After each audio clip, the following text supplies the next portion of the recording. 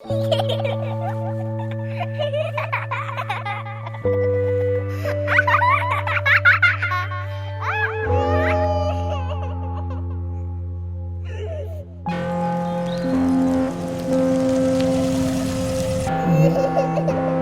เค